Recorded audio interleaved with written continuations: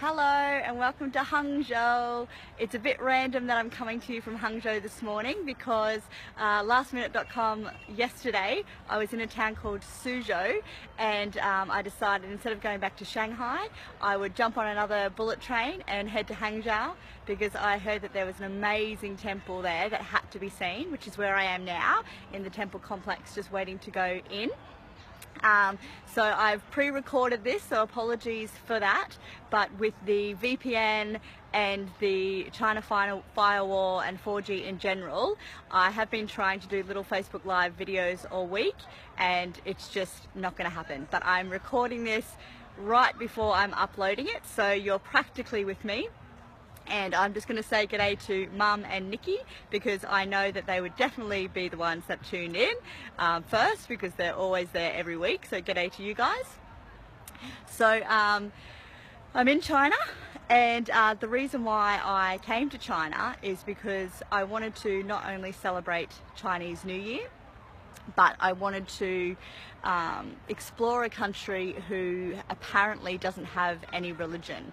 And I'm not going to talk to you about religion in China as a whole today because I'm exploring the north next week. So I will wait till I've finished my trip in China to give my thoughts on religion in China. But let me tell you, I have been in mosques, temples, women's faith groups, churches, and had a few chats to monks about the place. So I think maybe religion might be alive and well in China more than we think. But what I wanted to talk to you about today was Buddhism and Chinese New Year, of course. So I spent Chinese New Year in Shanghai, which was awesome. The skyline there is beautiful. And my Mandarin with hello and thank you didn't seem like it was enough to convince a local to take me home for Chinese New Year dinner. So I ended up spending the evening with a load of expats, and Chinese New Year is about family, about togetherness, about feast, and when you are abroad and you are not with your family, the expat community always feels like home.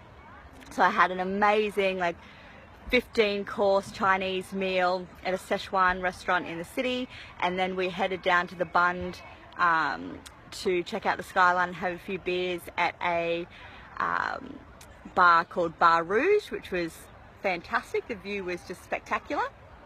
But it was what I did after that that I found so exciting. So at Chinese New Year here, I headed to a temple. I headed to the Jing An Temple because there is an age-old tradition in China and in other countries around the world, certainly Japan as well, where the new year is begun with the striking of a bell in the temple. And if you've ever heard the phrase ringing in the new year, don't quote me, but I'm pretty sure it started somewhere here in the east. So that's what I did. So I went down to the Jing An Temple because it was the closest temple to where I was going to be for dinner with the expats. And it was incredible. It was also incredibly expensive, like almost 20 times more that you normally pay during the day on a normal day. That's all right. I took a deep breath and handed over my wad of yuan to the ticket booth and headed in. And when I was in there with 4,000 or 5,000 other people, I thought, okay, this is worth it. This is where I need to be, so that's okay. And what I found when I entered the temple, and for those of you who have never been to a Buddhist temple, they all have a similar layout. As you enter, they have like a fire pit or somewhere where you can light incense and burn incense and pray. And then they have a series of halls or shrines. So within these halls you might have different depictions of Buddha. So you might have the Jade Buddha or a Laughing Buddha. A lot of them have like 100 Buddha Hall or 1,000 Buddha Hall or 7 Buddha Hall. And people go in there and they bow and pray and pay their respects and sort of continue on.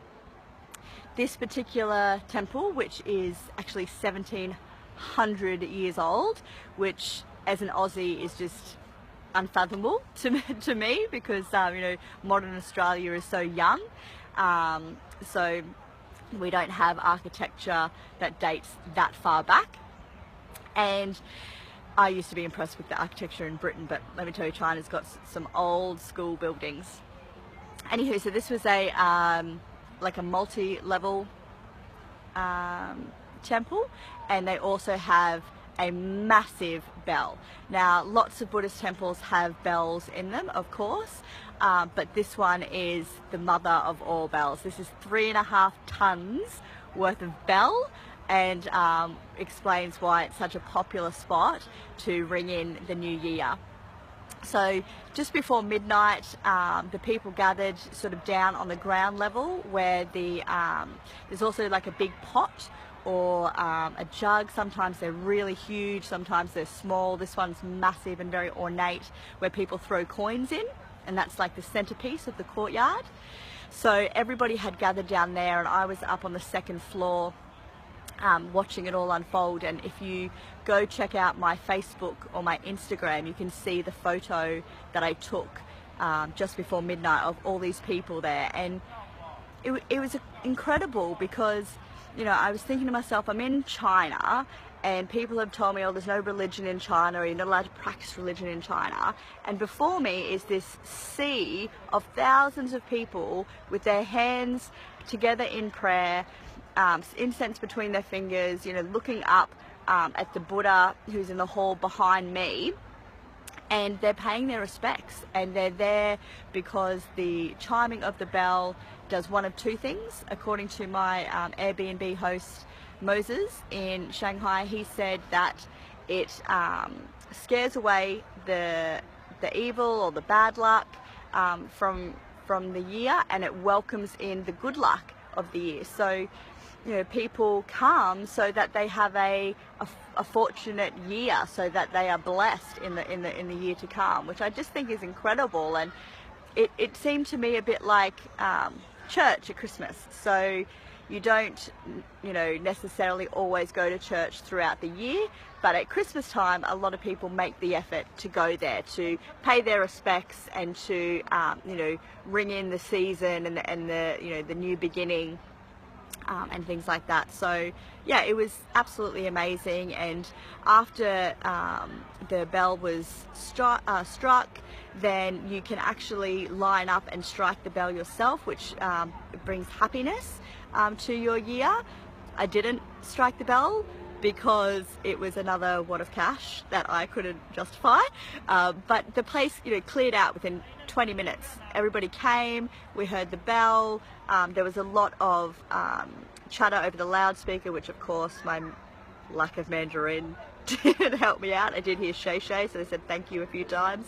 But yeah, it was absolutely amazing. And, you know, this belief of, you know, the bell bringing happiness is across, you know, China. It's not necessarily just the Buddhists. And I was thinking about, you know, Buddhism as a religion, as it were, because, you know, it's not a following of God. It's following of a series of teachings from a man called Buddha. And it's so dominant in this country and in loads of Asian countries that it sort of, I don't know, intrigues me, because you can be a Christian and still a Buddhist because it's a practice, or you can be a Muslim and still be a Buddhist because it's a practice. And what I'd love to hear from you guys is, have you practiced Buddhism? Are you practicing Buddhism? Do you know anybody that practices Buddhism? Because it seems quite open to me, you know, unlike sort of some other religions, you know, here's the rule book, here's the guideline, this is what you do, this is what we believe. You know, I was in this Jing An Temple a couple of days ago, and there's even, in this particular temple, there's depictions or artwork or shrines, whatever you want to call them, of gods of Daoism as well, you know, one of China's other big indigenous religions. And I just thought, wow, I've never been into a church and seen a Buddha, or I've never been into a mosque and seen a massive painting of Jesus. So I was really impressed by that, and I was, you know, impressed that everybody just came out to pay their respects and yeah, it was a beautiful, beautiful thing. So that's what I wanted to share with you today about my Chinese New Year experience in China. And I also want to ask for prayer because it is unseasonably 20 degrees today, which is lovely because I've been freezing. But tomorrow I am heading to Harbin, which is practically Siberia, and it is -20. So if you could pray for me to be warm, that would really help me out, because this Aussie has had almost enough of the cold. But have a wonderful, wonderful week, and sorry again for the pre-recording, but next week hopefully I'll be out of mainland China in Hong Kong, so I'll be able to come to you live. So hello to everybody who would normally tune in live, but please drop your questions, say g'day. I love hearing from you. Over and out from Hangzhou.